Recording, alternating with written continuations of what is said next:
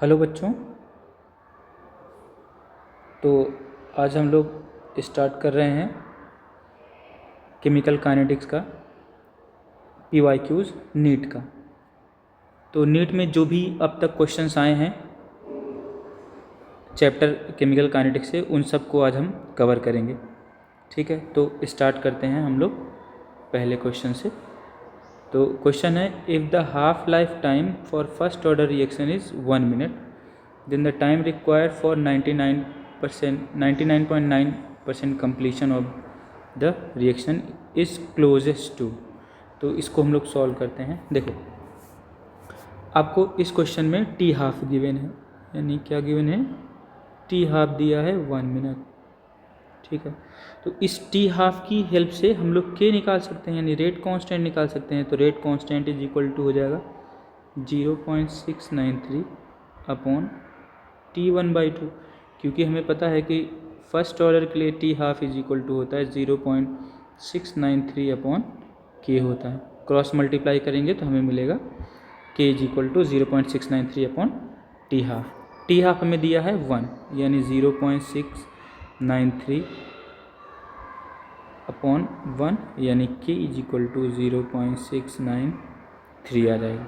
ठीक है, अब हमें पूछ रहा है कि 99.9% कंप्लीट होने में टाइम कितना लगेगा। तो फर्स्ट ऑर्डर के लिए हमें पता है कि t half is equal to 2.303 upon k log initial concentration upon final concentration. तो 2.303 अपॉन 0.693 लॉग इनिशियल कंसंट्रेशन। अब अगर हमें फाइनल कंसंट्रेशन 99.9 दिया है तो इनिशियल कंसंट्रेशन हमारा आ जाएगा 100 अपॉन फाइनल कंसंट्रेशन 0.1। डेसिमल को हम लोग हटाएंगे तो एक जीरो ऊपर चला जाएगा, यानी 2.303 अपॉन 0.693 लॉग 1000। ठीक है, यानी डेसिमल को डेसिमल से अगर हम लोग कट कर दें इसको, तो हमें मिलेगा कि 2.2303 अपॉन 693 लॉग 1000 को क्या लिख सकते हैं, 10⁻3, क्योंकि हमें पता है कि log m⁻n is equal to होता है n log m। तो उसी के अकॉर्डिंग हम लोग लिख सकते हैं 2303 अपॉन 693 इंटू 3 log 10, और हमें पता है कि log 10 इज इक्वल टू होता है 1। तो ये आ जाएगा 2303 अपॉन 693 इंटू 3।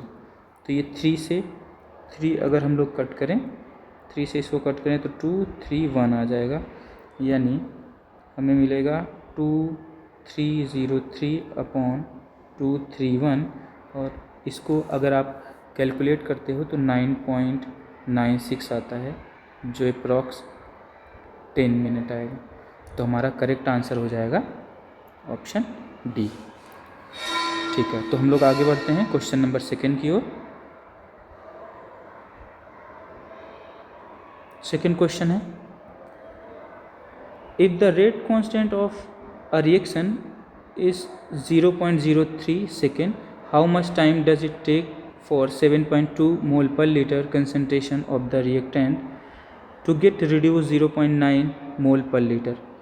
अब देखो, अगर हम लोग रेट कांस्टेंट की यूनिट देखें तो हमें मिल रहा है कि ये सेकेंड इन्वर्स है, और ये सेकेंड इन्वर्स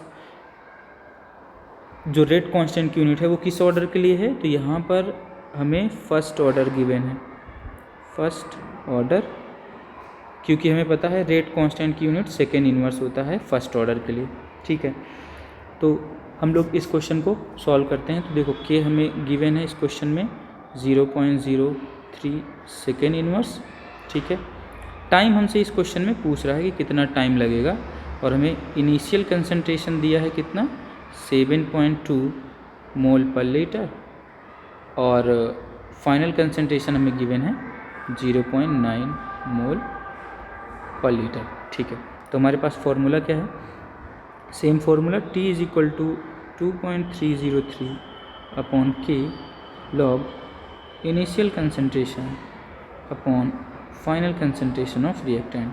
तो यानी 2.303 अपॉन के की वैल्यू गिवन है 0.03 लॉग इनिशियल कंसंट्रेशन हमारे पास 7.2 और फाइनल कंसंट्रेशन है 0.9।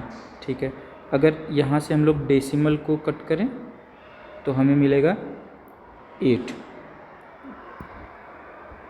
तो 2.303 अपॉन 0.03 लॉग 8 मिलेगा।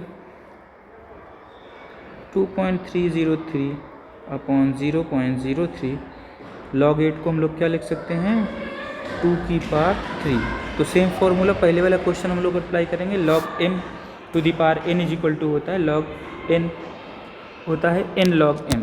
तो फिर से हम लोग लिख सकते हैं इसको 2.303 अपॉन 0.03 मल्टीप्लाई बाई 3 लॉग 2। और हमें पता है कि log 2 की वैल्यू होती है 0.3010। ठीक है, तो हम लोग लिख सकते हैं 2.303 अपॉन 0.03 इंटू 3 इंटू 0.3010। ठीक है, अगर इसको हम लोग पूरा सॉल्व करते हैं तो ये हमको जो आंसर है वो मिलेगा 69.3 सेकेंड। ये हमारा टाइम आ गया। तो हमारे पास करेक्ट आंसर ऑप्शन ए हो जाएगा। आगे बढ़ते हैं क्वेश्चन नंबर 3 में। तो क्वेश्चन नंबर 3 हमसे क्या बोल रहा है, following data is for a reaction between reactant A and B हमें गिवन है। इधर हमें आर की वैल्यू दिया है यानी रेट है, और ये कंसंट्रेशन ऑफ ए और ये है कंसंट्रेशन ऑफ बी। इसके बिहाफ पे हमें ऑर्डर ऑफ रिएक्शन बताना है with respect to A and with respect to B. अब देखो, जब भी इस तरह के क्वेश्चंस आए हमें इन डाटा को एनालाइज करके हम लोग को ऑर्डर ऑफ रिएक्शन कैलकुलेट करना होता है। कैसे कैलकुलेट करना होता है आइए समझते हैं। तो देखो, हमें पता है कि अगर हमारे पास ये ए और बी की रिएक्शन गिवन है तो इसका मतलब ये कुछ इस तरह होगी कि ए प्लस बी कन्वर्ट हो रहा है प्रोडक्ट में। ठीक, और हमें ये भी पता है कि R इज इक्वल टू होता है K concentration of A to the power X and B to the power Y। अब हमें इस क्वेश्चन में X और Y फाइंड करना है। कैसे फाइंड करेंगे, जो ये इस क्वेश्चन में हमें ये डाटा गिवन है इसी के बिहाफ पे हमें X और Y फाइंड करना है। ठीक है, तो पहले हम लोग देखते हैं कि पहले हम लोग किसको कैलकुलेट करते हैं। देखो, अगर हम लोग इसको मान लें 1, ये है 2 और ये है 3, 3 डाटा हमारे पास गिवन है।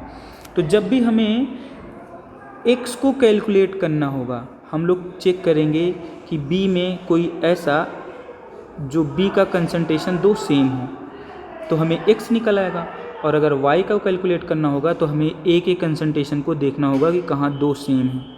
तो एक एक करके समझते हैं। चलो हम मानते हैं ये दो एक्सपेरिमेंट लेते हैं जहाँ पर ये दोनों वैल्यू सेम गिवन है।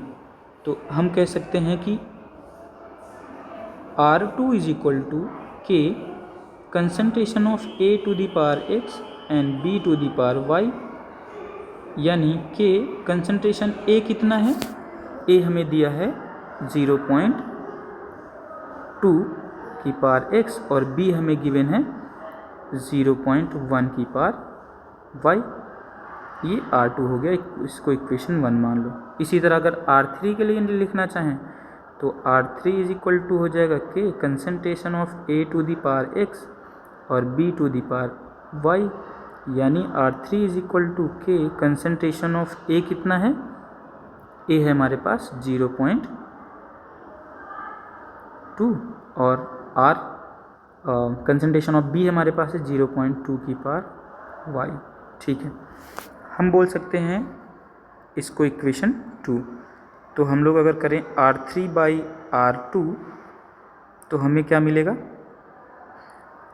कंसंट्रेशन ऑफ 0.2 की पावर X एंड 0.2 की पावर Y अपॉन 0 अपॉन के 0.2 की पावर x एंड 0.1 पर वाई। अब देखो R3 भी हमें क्वेश्चन में दिया है और R2 भी हमें क्वेश्चन में गिवन है, ठीक है।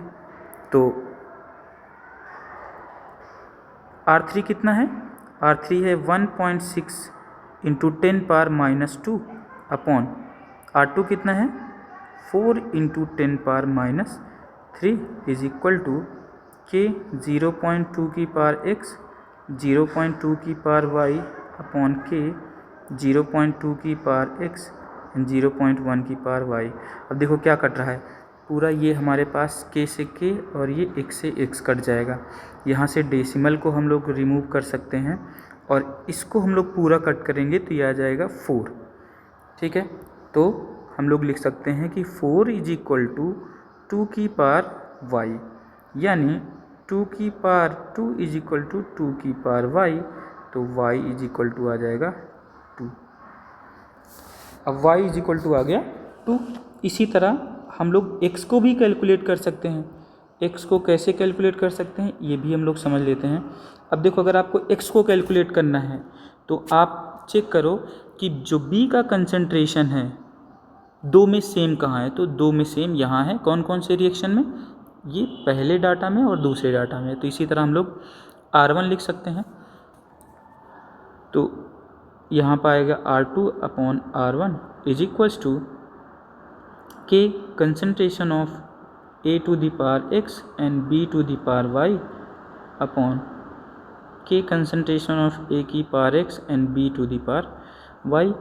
तो R2 कितना गिवन है क्वेश्चन में, 4 दिया है, यानी 4 इंटू 10⁻³ R1 कितना दिया है 2 into 10⁻³ is equal to K concentration of A कितना है 0.2 की पावर x और इसमें दिया है 0.01 की पावर y अपॉन K। अब यहाँ पर R1 कितना दिया है 0.1 की पावर x और ये 0.1 की पावर y। अब देखो क्या करना है, ये पूरा कट जाएगा, ये 1 जा और ये 2 जा, और ये पूरा टर्म कट जाएगा और ये k से k कट जाएगा। तो हमें क्या मिलेगा, ये डेसिमल से डेसिमल कट जाएगा। तो यानी हमें जो फाइनली मिलेगा वो मिलेगा 2 इज इक्वल टू 2 की पावर x, यानी हम लिख सकते हैं 2 की पावर 1 इज इक्वल टू 2 की पावर x। तो यहाँ से x इज इक्वल टू 1 आ जाएगा। तो हमारे पास x और y दोनों की वैल्यू, अब हमारे पास x और y की वैल्यू आ गई है। तो हम लोग क्या करेंगे, इस x और y की वैल्यू को यहाँ पर सब्स्टिट्यूट करेंगे इस इक्वेशन में। तो हमको मिलेगा कि R is equal to K concentration of A की पावर 1 और B की पावर 2। अब देखो A के रिस्पेक्ट में जो ऑर्डर ऑफ रिएक्शन है वो 1 है और B के रिस्पेक्ट में जो ऑर्डर ऑफ रिएक्शन है वो 2 है। तो हमारा जो करेक्ट आंसर आना चाहिए वो आंसर C है। आई होप सबको समझ में आ गया होगा। अब हम लोग आगे बढ़ते हैं नेक्स्ट क्वेश्चन, क्वेश्चन नंबर 4।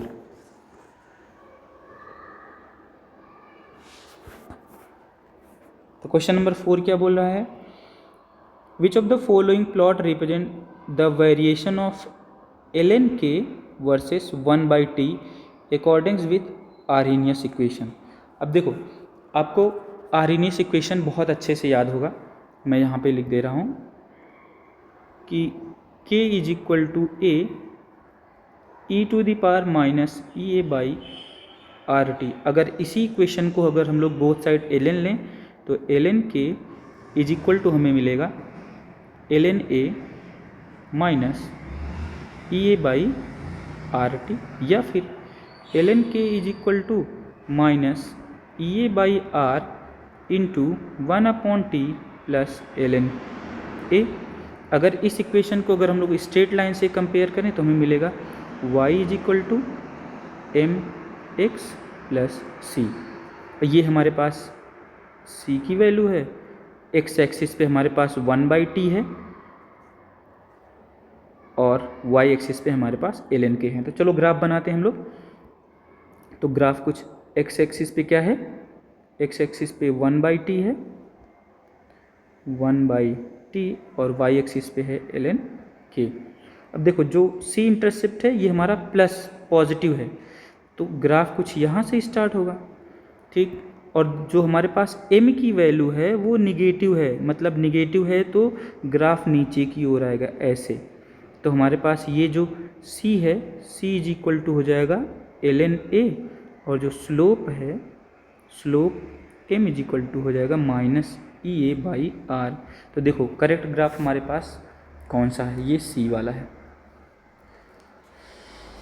अभी इसमें से एक क्वेश्चन भी हम लोग कराएंगे कि जहाँ पर आपको स्लोप की वैल्यू दिया है और एक्टिवेशन एनर्जी आपसे पूछ रहा है, भी आगे मिलेगा।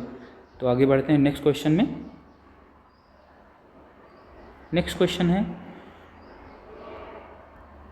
The rate constant of a reaction at 500 kelvin and 700 kelvin के आर गिवन है, K1 K2 दिया है respectively, then activation energy of the reaction. आपको एक्टिवेशन एनर्जी आपसे ये क्वेश्चन में पूछ रहा है। तो हम लोग इस क्वेश्चन को सॉल्व करते हैं। तो देखो आपको जो आर्हेनियस इक्वेशन है ये आपको मिला होगा 2 डिफरेंट टेम्परेचर पे, 2 डिफरेंट टेम्परेचर पे। तो हमें क्या मिला होगा, log K2/K1 is equals to EA/0.0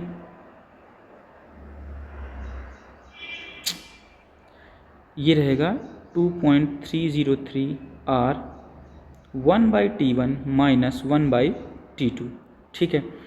अब देखो अगर हम लोग इस R की वैल्यू को 2.303 से मल्टीप्लाई कर दें तो हमारा जो कैलकुलेशन है वो और आसान हो जाएगा।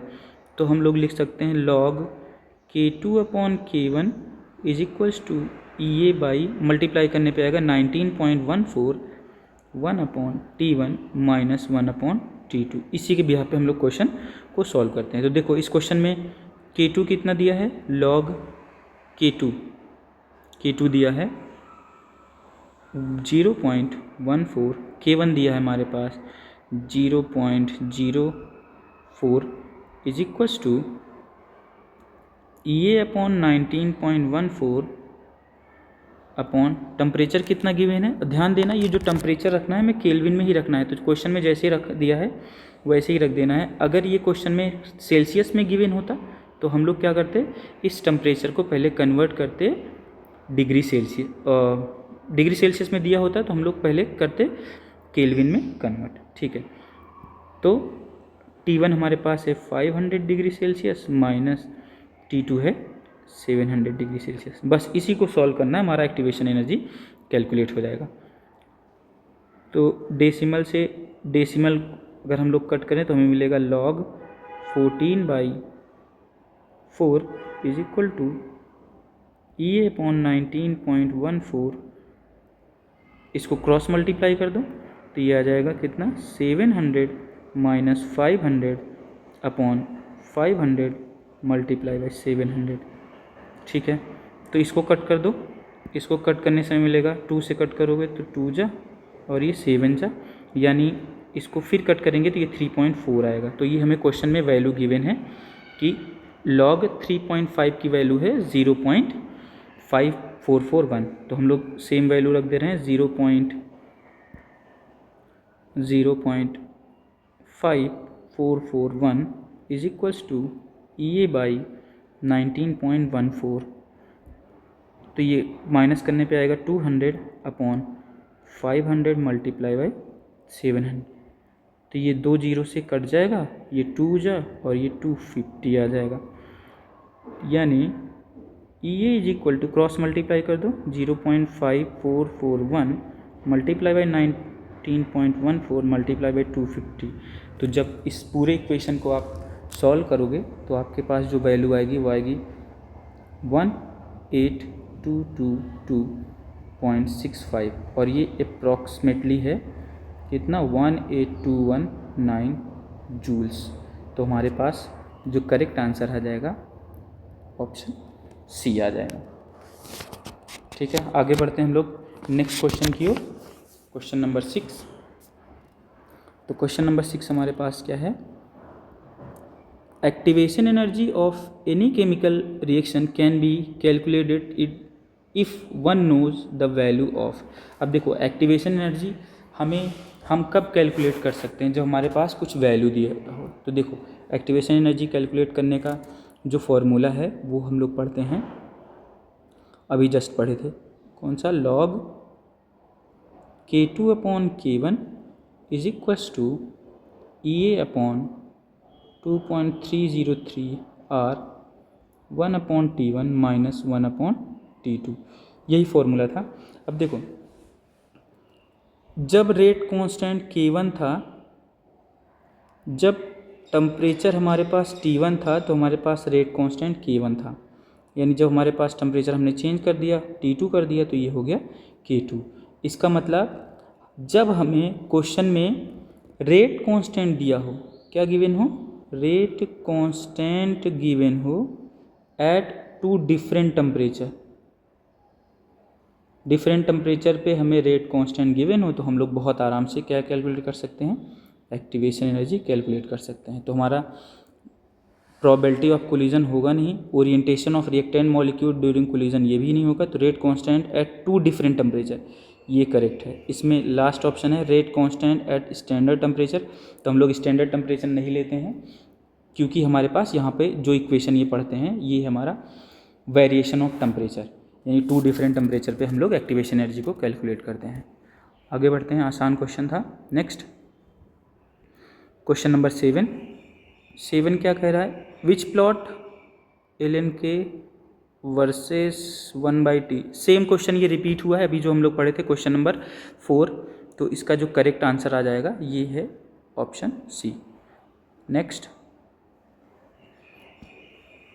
The rate of reaction quadruples when temperature changes from 27 degree Celsius to 57 degree Celsius, calculate the energy of activation. यानी कोई भी रिएक्शन था उसका जो रेट था वो क्वाड्रपल यानी 4 गुना 4 टाइम्स इंक्रीज कर दिया गया है। ठीक है, तो और जो टेम्परेचर चेंजेस है वो 27 से 57 जा रहा है। तो चलो कैलकुलेट करते हैं। हमारे पास फॉर्मूला है log K2 by K1 is equals to EA by 19.14 1 upon T1 minus 1 upon T2। ठीक है, तो अगर हमारे पास इनिशियल रेट कांस्टेंट K है तो K2 कितना होगा, 4K होगा। ठीक है, तो उसी के बिहाफ पे हम बोल सकते हैं कि log 4K अपॉन K is equals to EA by 19.14। Temperature पहला कितना है 27 डिग्री सेल्सियस, 27 डिग्री सेल्सियस यानी 27 प्लस 273 यानी ये हो जाएगा 300 डिग्री सेल्सियस। तो ये आ जाएगा यहाँ पर 300 डिग्री सेल्सियस माइनस 1 अपॉन ये है 57 प्लस 273, तो हमको मिलेगा 330 डिग्री केल्विन यानी 330 केल्विन। तो K से K कट जाएगा, ये हमारा आ जाएगा log 4 is equals to EA upon 19.14 cross multiply कर दो 330 माइनस 300 अपॉन 300 माइनस 330। ये log 4 को हम लोग लिख सकते हैं log 2 की power 2 is equal to EA upon 19.14, ये आ जाएगा 30 अपॉन 300 मल्टीप्लाई बाई 330 से 0 कट जाएगा, ये आ जाएगा 11 यानी ये हमें मिल जाएगा 2 into 0.3010 is equal to EA upon 19.14 multiply by 1 upon 3300।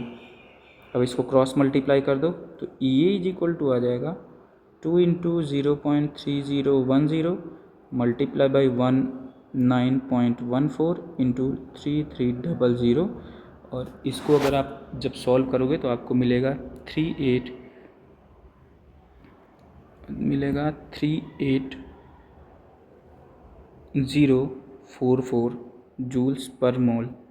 अब देखो क्वेश्चन में हमें किलो जूल में आंसर दिया हुआ है, तो हम लोग क्या करेंगे, इस वैल्यू को 1000 से डिवाइड कर देंगे, तो यानी ये इज इक्वल टू आ जाएगा 38.044 किलो जूल पर मोल।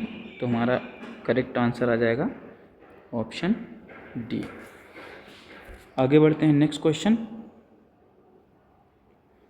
Question number 9। क्वेश्चन नंबर 9 क्या, the correct option for the rate law that correspond to overall first order reaction. मतलब आपको इन सब रेट लॉ को देखना है और आपको बताना है कि इस रेट लॉ के अकॉर्डिंग कौन सा ऑप्शन फर्स्ट ऑर्डर को रिप्रेजेंट कर रहा है। तो हम लोग चेक कर लेते हैं पहला ऑप्शन। पहला क्या है, n इज इक्वल टू है 1/2 + 2, यानी आ जाएगा 5/2 यानी 2.5। तो ये फर्स्ट ऑर्डर नहीं है।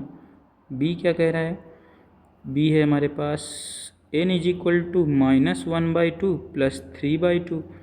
इसको हम लोग लिख सकते हैं क्या, और ये आ जाएगा 2/2 इज इक्वल टू 1। तो हमारे पास फर्स्ट ऑर्डर ये आ गया,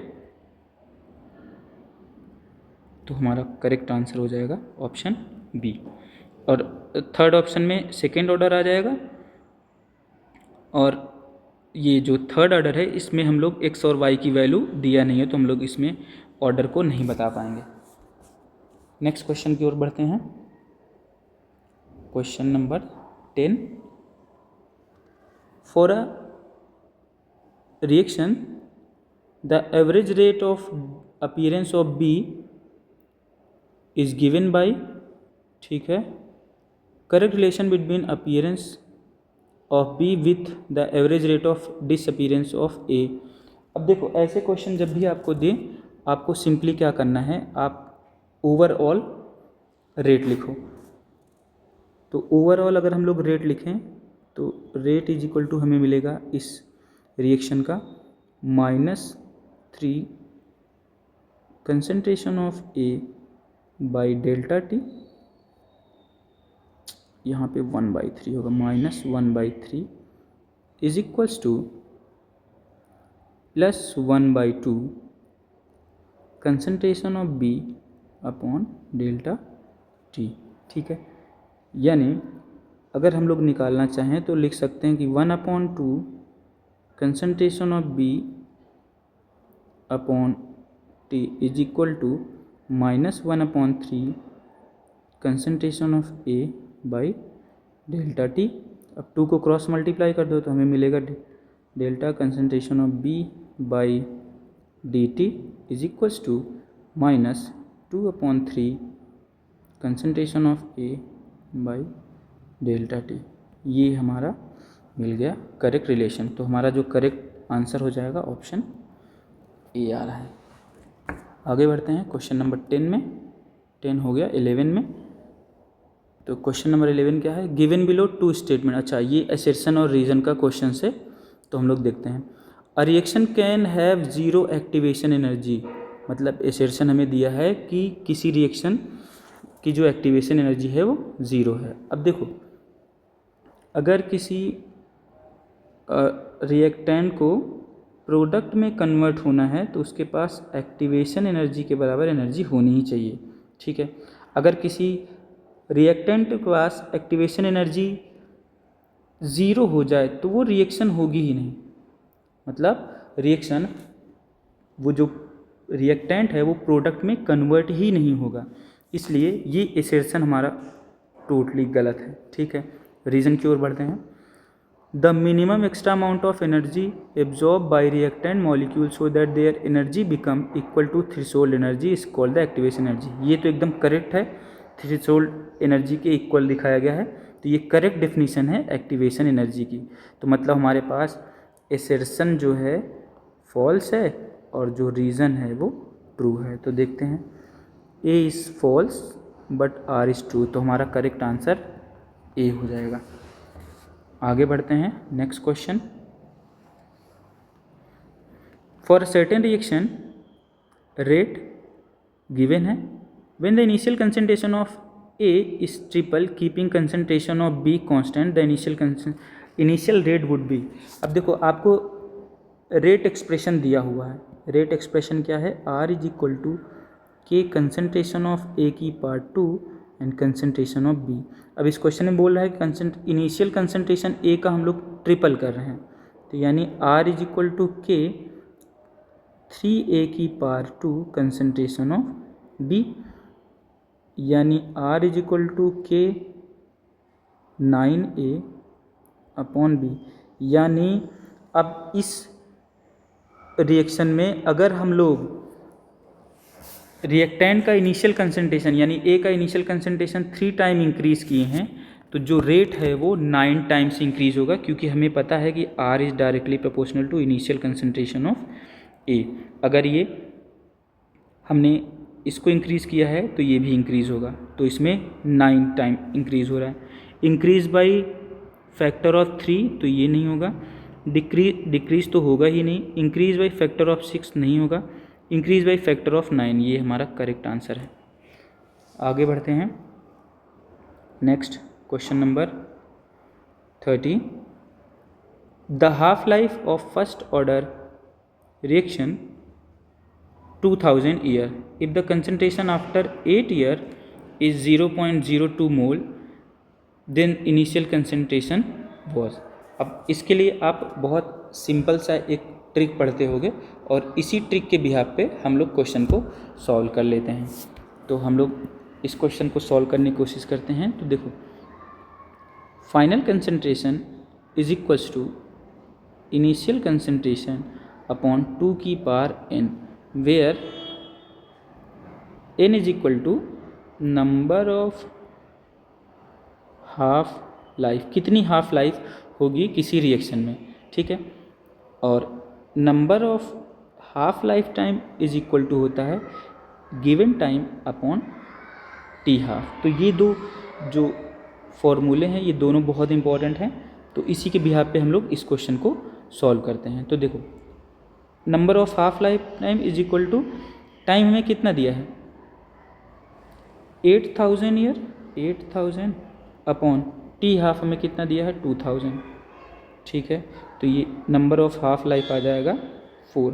अब इस n की वैल्यू को यहाँ पे सब्स्टिट्यूट कर, तो हमें क्या मिलेगा, इनिशियल कंसंट्रेशन हमसे पूछा है, तो इनिशियल कंसंट्रेशन का फॉर्मूला एक्सप्रेशन लिख देते हैं, is equal to final concentration into 2 की पावर n। तो फाइनल कंसंट्रेशन हमें क्वेश्चन में दिया है 0.02, 0.02 मल्टीप्लाई बाई 2 की पावर n कितना आया है 4 आया है, यानी 0.02 मल्टीप्लाई बाई 16, यानी जो हमारे पास आंसर आएगा 0.32 मोलर आ जाएगा इनिशियल कंसंट्रेशन। तो हमारे पास करेक्ट आंसर बी हो जाएगा। नेक्स्ट आगे बढ़ते हैं, क्वेश्चन नंबर 14।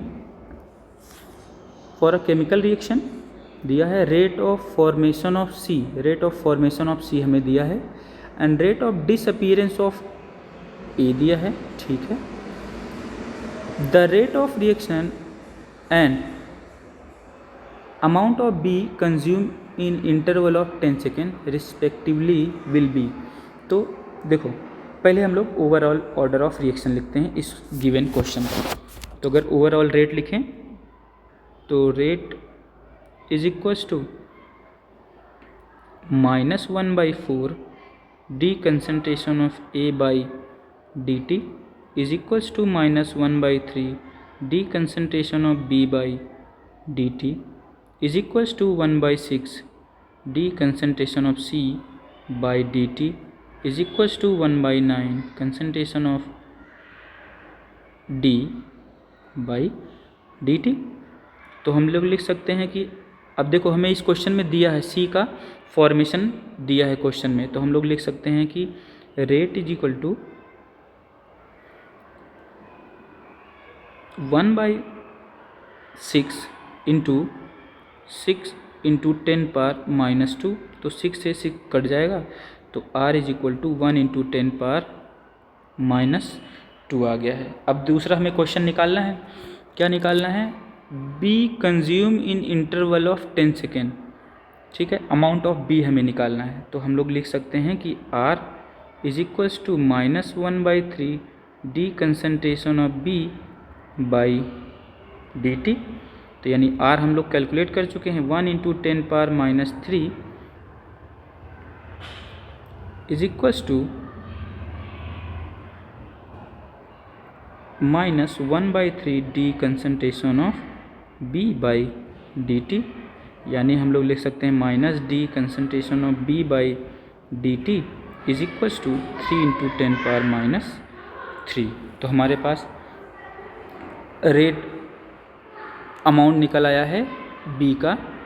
तो अब 10 सेकेंड इंटरवल के बाद हमें कितना मिलेगा, after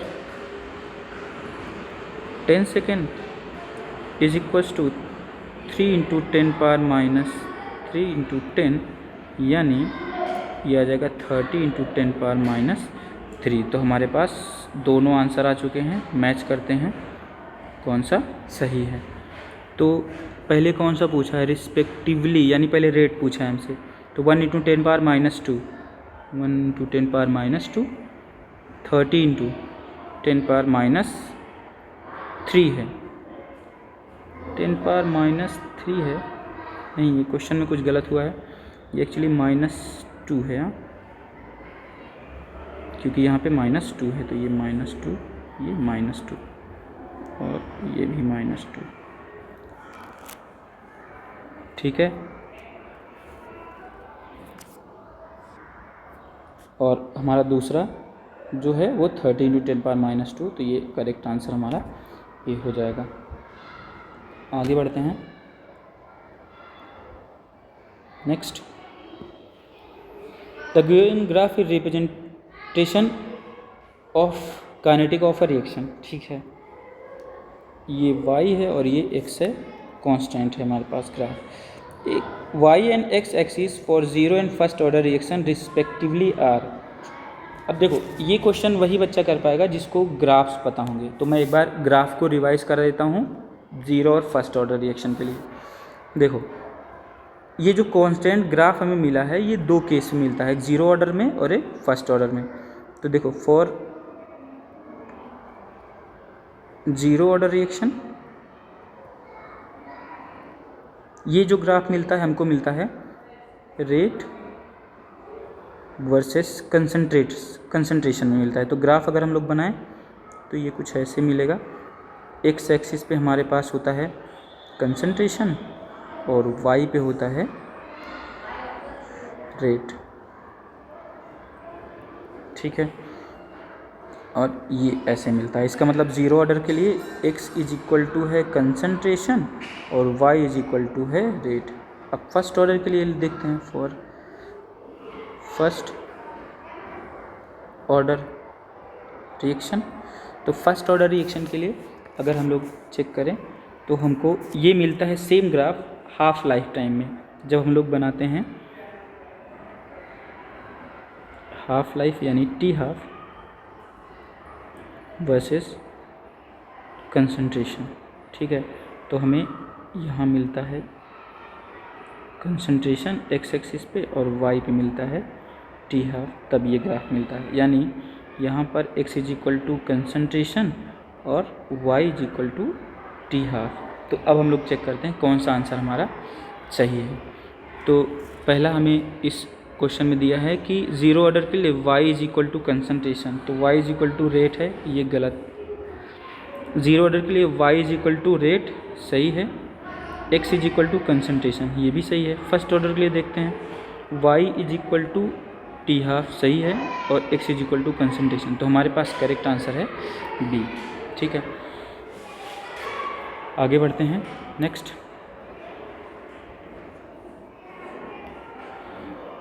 for a first order reaction A convert हो रहा है प्रोडक्ट में। Initial concentration of A is 0.1 molar which become 0.001 after 5 minute. Rate constant, आपसे रेट कांस्टेंट पूछ रहा है फर्स्ट ऑर्डर के लिए। तो ये क्वेश्चन हम लोग अभी इस टाइप का क्वेश्चन सॉल्व कर चुके हैं। फिर से मैं इसको देखता हूँ कि ये कैसे सॉल्व होगा। तो हम लोग को पता है k इज इक्वल टू होता है 2.303/t, ये फर्स्ट ऑर्डर के लिए है, log initial concentration upon final concentration. तो ये आ जाएगा 2.303/t। t हमें कितना दिया है, 5 मिनट दिया है, यानी 5 log initial concentration 0.1 upon final concentration 0.01।